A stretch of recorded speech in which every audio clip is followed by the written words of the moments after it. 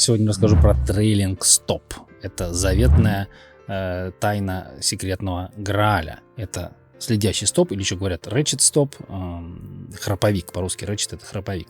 Это вид приказа, или, вернее, даже пускай не приказа, а механизма выставления биржевых приказов, когда уровень срабатывания постоянно меняется в зависимости от цены акций, ну или там актива, которые вы торгуете. То есть, если вы купили, а рынок растет, приказ трейлинг стоп будет подтягиваться к текущей цене. То есть, если рынок падает, стоп стоит и не двигается. А таким образом, если вы изучили, в кавычках, потому что довольно смешно, изучили характер движения цен на актив, можно вот попытаться выбрать такую схему выставления вот этого храповика, схему слежения, что долгосрочный тренд будет словлен чуть менее, чем полностью, а на краткосрочные вот эти проколы вниз ваша система реагировать не будет, и вы соберете огромную прибыль.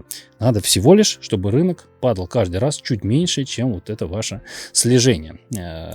Так работает, в общем-то, храповик. Он двигается только в одну сторону, в обратную не двигается, и дальше он просто ждет. Рынок вырос, стоп потянулся. Рынок упал, стоп стоит на месте. То есть нужно, чтобы он так упал, чтобы нашего стопа не коснулся уже подвинутого. Но на деле это полная чепуха.